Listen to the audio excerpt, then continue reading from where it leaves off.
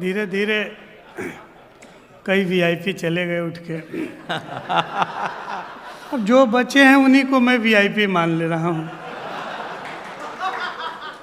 क्योंकि ये आगे की कुर्सियाँ खाली नहीं होनी चाहिए। बहुत और सलाउद्दीन साहब आपको बहुत नमस्कार करता हूँ, प्रधानमंत्री के क्षेत्र से आता हूँ, तो ये हमारे नमस्कार में प्रधानमंत्री का भी नमस्कार है आपके लिए, समझ आइएगा।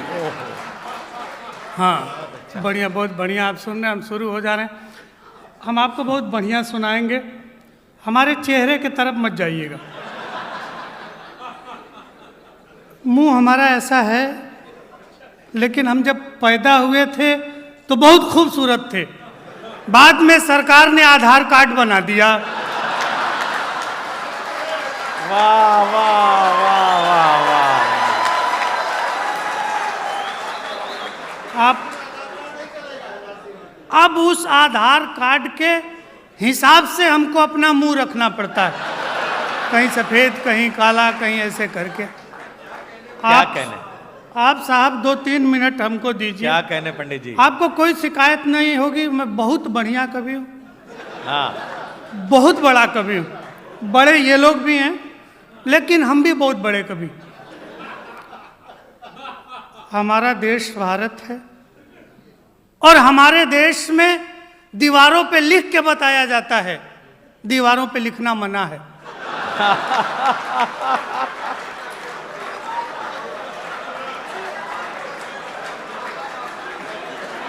इस हिसाब से हम बहुत बड़े कवि हैं और बहुत बढ़िया कवि हैं।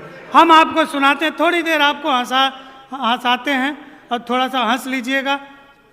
हम भी इंडियन एयरलाइंस से आए हैं, सलाउद्दीन साहब के मुशायरे में आए हैं। सुनिए, बाकी जितना ये लोग कहे मेरे तरफ से भी समझ जाइए, उतना सम्मान वो सब आपके शान में मैं पेश कर रहा हूँ। आप कविताएं सुन लीजिए हमसे कुछ। 85 वर्ष की अवस्था के जब हमारे दादाजी हो गए तो यमराज का मिस कॉल आया कि आपका कार्यकाल पूरा हो गया, चलिए। हमने भारतीय परंपरा के हिसाब से पूछा कि दादा आपकी कोई अंतिम इच्छा हो तो बताओ। हिंदुस्तान का बुजुर्ग मृत्यु कगार पे खड़ी है, अंदर का आनंद उत्सव त्यागता नहीं है। बस कहने का यही मतलब है। सुनिए कि मेरे खानदान के वयो बुजुर्ग दादा बोले, प्रतिदिन गंगा में नहाना चाहता हूँ मैं, और बाकी बचे जीवन को भोले की शरण जाके राम राम जप के गंवाना चाहता हूँ मैं। कि जैसे तैसे मेरी बीत गई है जवानी, आसाराम सा बुढ़ापा न बिताना चाहता हूँ मैं।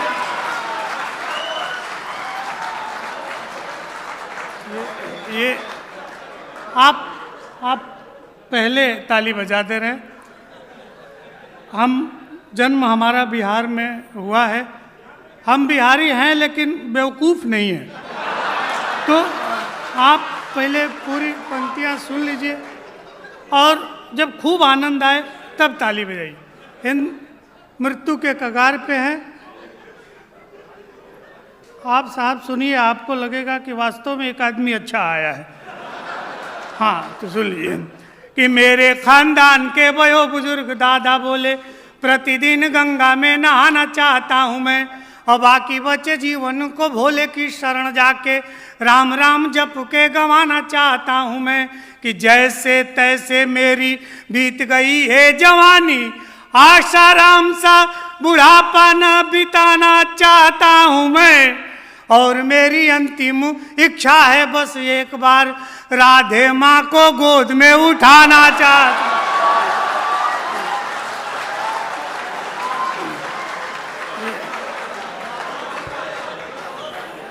आप बिल्कुल ऐसे ही आप धार्मिक भाव से सुनिए, निर्गुण भक्ति भाव से सुनिए। हाँ, ये कौन नहीं है, ये ब्रह्मांड का सबसे बड़ा कवि है। नहीं, आप कुछ भी कीजिए ना, ये सब हम जानते हैं। अब इतने नए थोड़े हैं ये सब। हाँ, इतने नए नहीं हैं। हमारा मुंह भले ड्राइवर की तरह से लगता है, लेकिन हम साहित्य शास्त्र में पीएचडी हैं, डॉक्टर ऑफ फिलोसफर की उपाधि है। चेहरा भगवान ने ऐसे बना दिया है। हाँ, वो खूबसूरत नहीं है, इसमें हमारा कोई दोष नहीं है। आप एक और छंद सुनिए, आपको बहुत आनंद आए।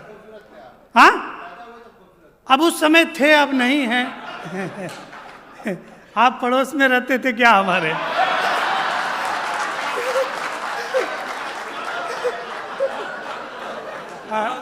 हाँ सुनिए सुनिए, हाँ सुनिए सुनिए, आपको सुना।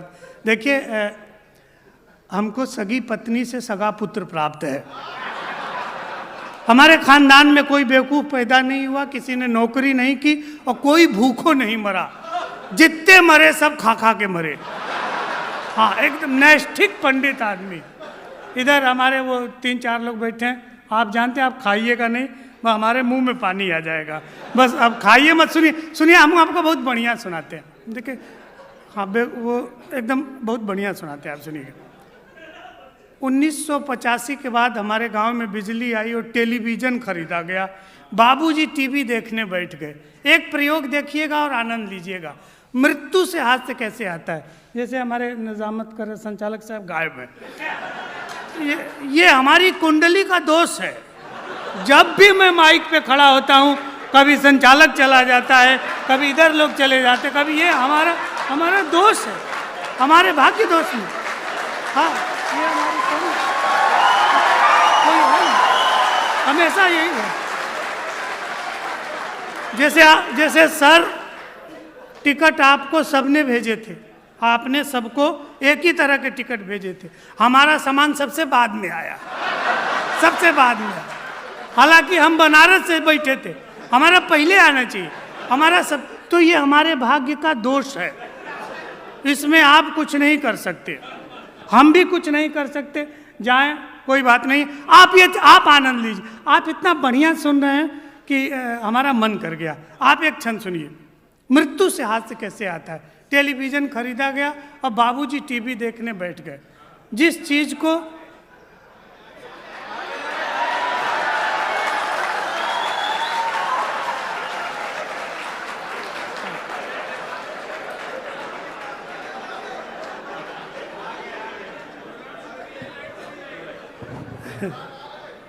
नहीं, मैं इनके विषय में कुछ नहीं कहूँगा। ये बोले हैं बाद में शेरवानी तुमको दे दूंगा मैं, तो मैं कुछ बोलूँगा नहीं। आप एक छंद सुनिए। शेरवानी तक ही रहिएगा। हाँ, चलिए। नहीं, हम अपने पे आ जाएं तो सब उतरवा दें। ये सुनिए, आप सुनिए, सब सुनिए। कि नया टीवी जब घर में खरीदा गया, नया टीवी जब घर में खरीदा गया, हाथ में रिमोट ले पसर गए बाबूजी। आप शब्दों से जुड़िए। बैठने और पसरने में अंतर। जैसे तमाम लोग बैठे हैं, इसको बैठना कहते हैं, और शहाबुद्दीन साहब बैठे हैं, ऐसे इसको पसरना बोलते हैं। ये सोफे पे पसर के, ये बैठना और पसरने में अंतर। आप शब्द से जुड़िएगा, आपको बहुत मजा आएगा, गारंटी है। हम आपको विश्व का सर्वश्रेष्ठ श्रोता मान के सुनाते हैं।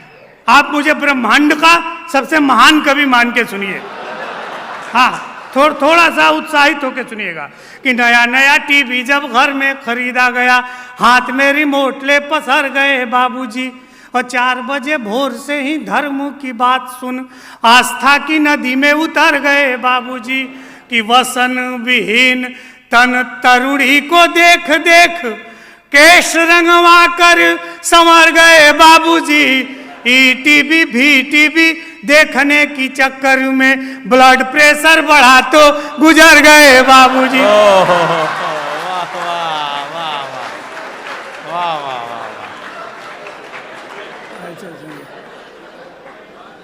हम बगल में बैठे थे, साहब उनके बता रहे थे कि 18 उनके बच्चे हैं और चार बीबियां हैं। चार बीबियां। आज हमारा मन जो है, बाबूजी आप उन्हीं को तो नहीं कहिए। चार पंक्तियां सुनिए, उनको नहीं कहे। उनकी ऊर्जा देखिए, उनकी ऊर्जा मतलब उनकी महानता को देख करके। 4 लाइन हमारा भी सुन लीजिए। कौमी एकता का विश्व में इससे बड़ा उदाहरण हो ही नहीं सकता। उनको देखने के बाद ये 4 पंक्तियां आई है। गालिब कबीर तुलसी या रस खान हो जाऊं, गालिब कबीर तुलसी या रसखान हो जाऊं, बस एक ही उसूल पे कुर्बान हो जाऊं। जब से सुना है 4 भी जायज है बीवियां, मन करता है कि मैं भी मुसलमान हो जाऊं।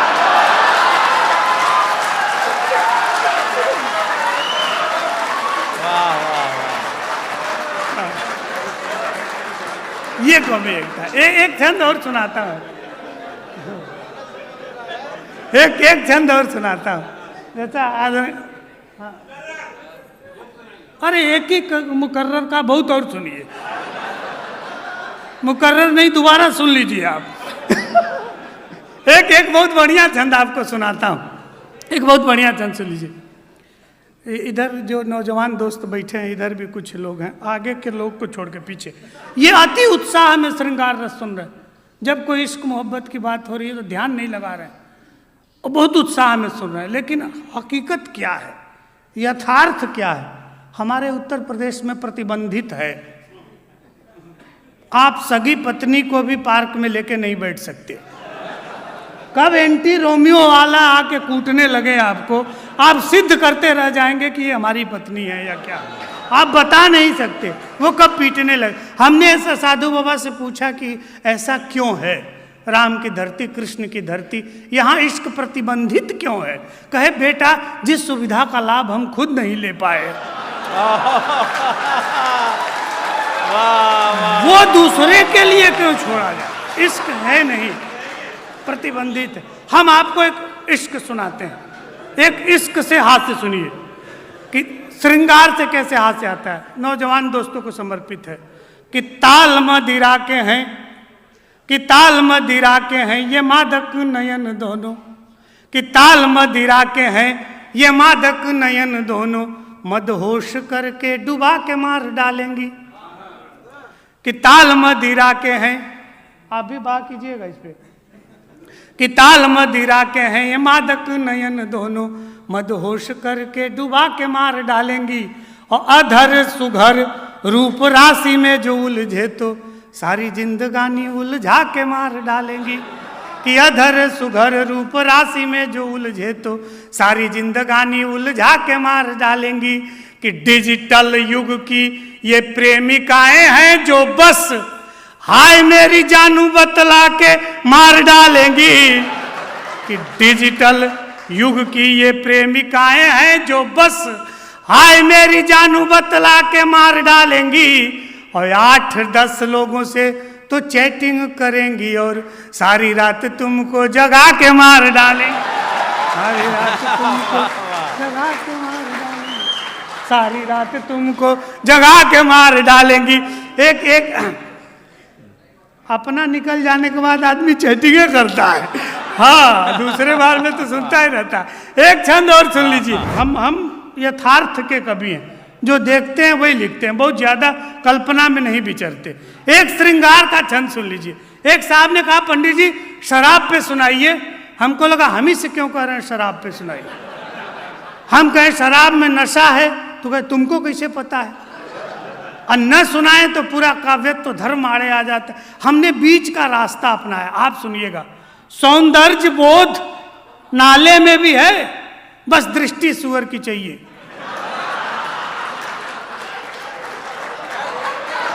वहां भी सुंदरता है। जब भी दृष्टि बदलती है व्यक्ति का दृष्टिकोण बदल जाता है। इसलिए अपनी सकारात्मक दृष्टि रखिए, सोच को हमेशा सही रखिए। हमको साहब अमेरिका जाने का वीजा नहीं मिला, वो काउंसलर मैम थी, उसने पासपोर्ट दे दिया, कहा your profile is very rich but I am sorry next time apply. हमको लगा इसी तरह से वीजा मिलता है, क्योंकि हमको अंग्रेजी नहीं आती थी, उसको हिंदी नहीं आती थी। हमने वो पासपोर्ट लिया, पॉकेट में रखा और मुस्कुराते चल दिए वहां से, सकारात्मक दृष्टि के हिसाब से। उसने बुला के कहा हंस क्यों रहे हो, हमने तेरा वीजा कैंसिल किया है, तुम हंस क्यों रहे हो। हमने कहा सकारात्मक दृष्टि, जिसका एक बार वीजा कैंसिल होता है वो भारत का प्रधानमंत्री होता है।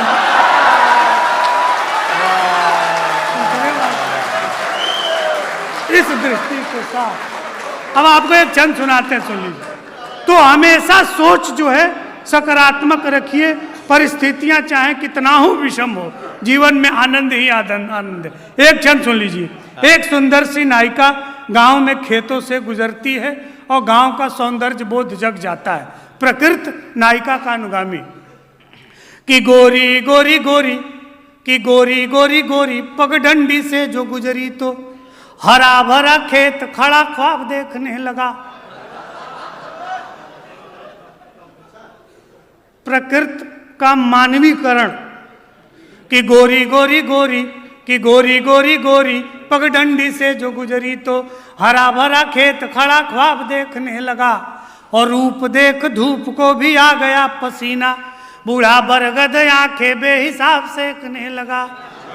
कि रूप देख धूप को भी आ गया पसीना, बूढ़ा बरगद आंखें बेहिसाब सेकने लगा। कि ज्वार बाजरों ने झुक झुक हेलो हाय कहा, हर हर रास्ता जनाब छेकने लगा। और पोखरे में पांव को पखारा जब उसने तो ट्यूबवेल गांव का शराब फेंकने लगा। ट्यूबवेल गांव का शराब फेंकने लगा। एक सर देशभक्ति का छंद सुन लीजिए। जा रहे हैं? कहां जा रहे हैं?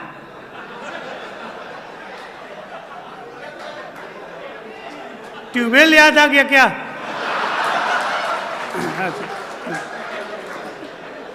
अजीब आदमी ऐसे, मतलब ऐसे मुंह लटका के जा रहे हैं कि हम डर गए कि जा कहाँ रहे हैं। चलिए आइए एक और प्रयोग आपको सुनाता हूँ।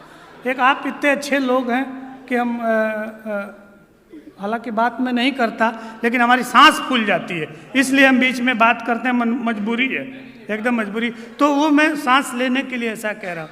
हमारा चरित्र निर्माण, संस्कार, बहुत ऊंची ऊंची बातें ये मैं कर सकता हूँ, लेकिन मैं करता नहीं हूँ। ये सारी बातें कर सकता हूँ। जिस चीज को हम बीए की क्लास में नहीं जान पाए, हमारा बेटा 5वीं कक्षा में जान गया। तो हम कौन सा चरित्र निर्माण और संस्कार सिखाएं?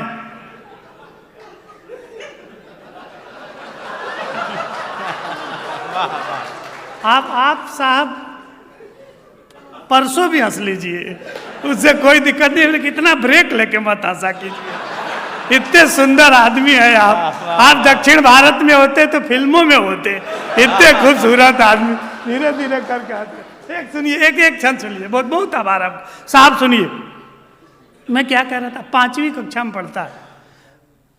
आगे कहा, पापा हमारी क्लास की मैडम बहुत कंटाप है, एकदम ब्यूटीफुल है, खूबसूरत है। हमने कहा यार ये क्या बात कर रहे हो। मजाक में एक दिन मैडम ने कह दिया कि बहुत बढ़िया तुम्हारी hand writing, I love you.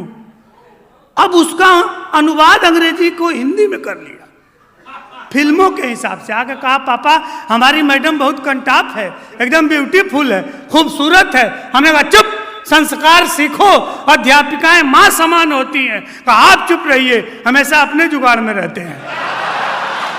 जहां बच्चे यहां तक पहुंच गए हैं, वहां किस चरित्र निर्माण और संस्कार की बात करें। यहां तक पहुंच गए। एक देशभक्ति का छंद सुनाते हैं, सुन लीजिएगा।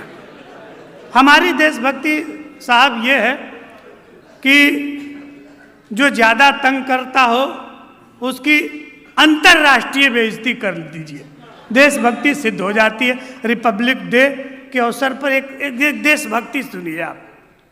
चाइना हमेशा दृष्टि गड़ाए रहता है डोकलाम के प्रति, सिक्किम के प्रति। हमारे यहाँ अखबारों में छपता है, चाइना अपनी कुदृष्टि गड़ाए हुए डोकलाम के प्रति। आप आज के भौतिकवादी युग में किसी भी चीज को गंभीरता से सोच लीजिए तो वो हास्य हो जाएगा। अखबार में हेडिंग लगता है, चाइना अपनी दृष्टि गड़ाए हुए डोकलाम के प्रति। आप सोचिए, जिसकी खुद की आंख खुद नहीं दिखाई देती, वो डोकलाम के प्रति दृष्टि गड़ाए हुए है। चाइना जिसकी नेशनल हाइट 4 फीट 3 इंच, इससे बड़ा कोई वीर पैदा नहीं हुआ। गलती से कोई 5 फीट 7 इंच का मिल जाए तो समझिए भारत के ऋषि महर्षि तीर्थ यात्रा पे चाइना गए हुए थे। अब एक संग आपको सुनाता हूं।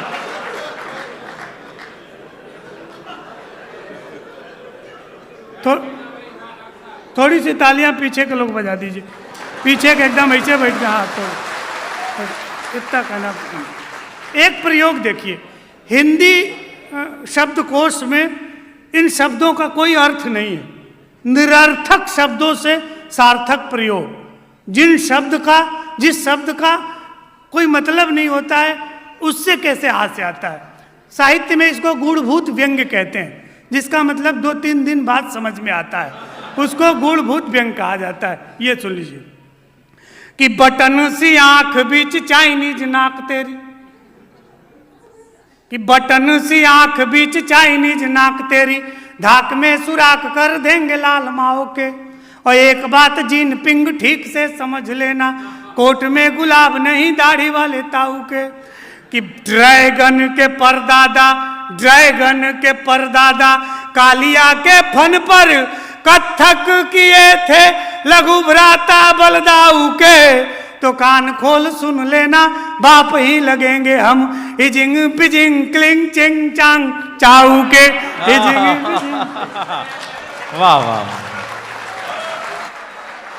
अरे चलो, इसीलिए एक ही हास्य व्यंग का एक कवि इसीलिए एक ही बुलाया था कि वो कम से कम 2 का हिस्सा कवर कर लें। कुछ आप फरमाइशें हो रहे हैं सलाहुद्दीन साहब की?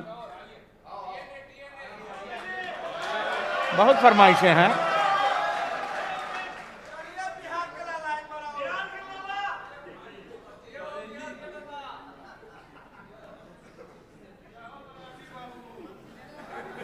आइए। आप इतने थके थके सुन रहे हैं कि हमने अपनी ड्यूटी पूरी कर दी। थोड़ा सा उत्साह के साथ सुनिए। समझ में आए तो भी ताली बजाइए, ना समझ में आए तो जोर से बजाइए, ताकि हमारा भ्रम बना रहे कि आपको सब समझ में आ रहा है। हाँ, इसलिए जो एक बार सब लोग मिलजुल के बजा दीजिए जोर से। हाँ, अब एक सलाहुद्दीन साहब, एक और प्रयोग है हमारा। आदरणीय अध्यक्ष जी का आदेश है, इनके आदेश से सुनाता हूँ, सुनिए। हमारे बनारस में तांगा चलता है। पुलिस यदि मूड बना के बैठी हो कि चालान काटना है तो चालान कटेगा,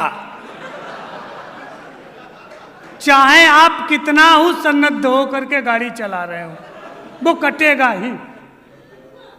आप देखिएगा, ये प्रयोग देखिएगा, आनंद लीजिएगा।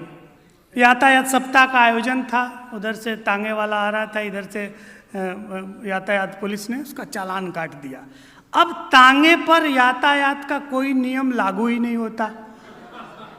अब तांगे से यातायात पुलिस की बातचीत है, दोनों के बातचीत से एक तीसरी बात निकल के आती है जो हास्य का विषय है। सुनिएगा कि यातायात पुलिस ने तांगे वाले को पकड़, कहा तेरा रूट परमिट ही बेढंगा है।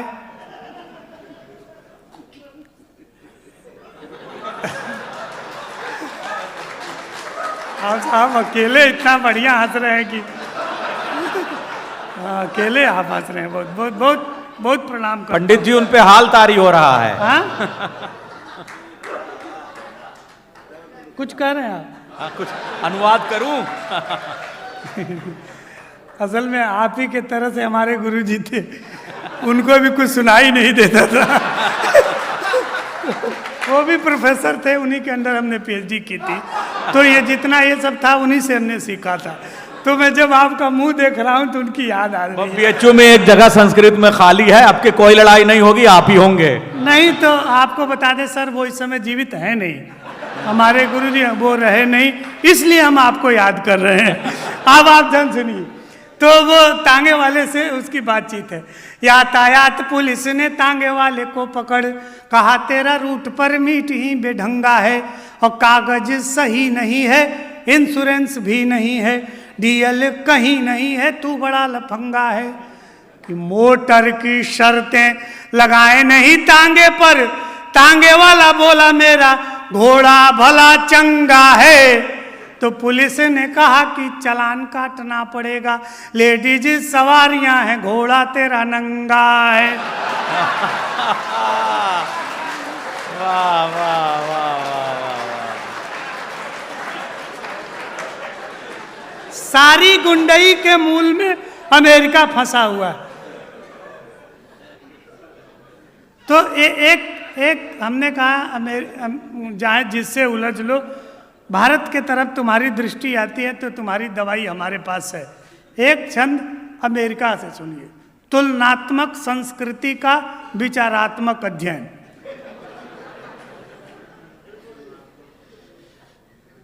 अभी तो पढ़ा ही नहीं तो फिर क्या पढ़ी है? और साहब देखिए, आप हमें कुछ भी समझ रहे हो, लेकिन हम आपको बहुत महान समझ रहे हैं। हाँ, तो मैं आपको बहुत सम्मानित और आदर के साथ आप समझ रहे हैं आप।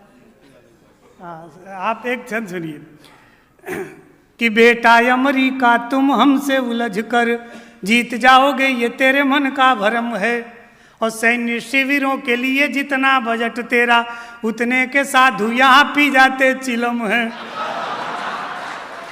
थोड़ी थोड़ी तालियों का घनत्व तो बढ़ाइए थोड़ा हमको। हाँ, आनंद नहीं, हाँ थोड़ा सा आप, हमको आनंद आएगा तो हम आपको बहुत बढ़िया बढ़िया सुना देंगे। अब आनंद नहीं आएगा तो बस हम आदमी कम हैं, कभी ज़्यादा हैं, इसलिए खूब आनंद से आप भी सुनिए, हम भी आपको आनंद में सुनाते हैं कि बेटा अमरीका तुम हमसे उलझ कर जीत जाओगे ये तेरे मन का भरम है। बेटा अमरीका तुम हमसे उलझ कर जीत जाओगे ये तेरे मन का भरम है, और सैन्य शिविरों के लिए जितना बजट तेरा उतने के साधु यहाँ पी जाते चिलम है। कि तेरे पास है जो हथियारों का जखीरा, यदि भारत के पास भी बहुत दम खम है, कि मल्लिका मलाइका यो राखी जैसा आइटम तेरे परमाणु बम से न कहीं गम।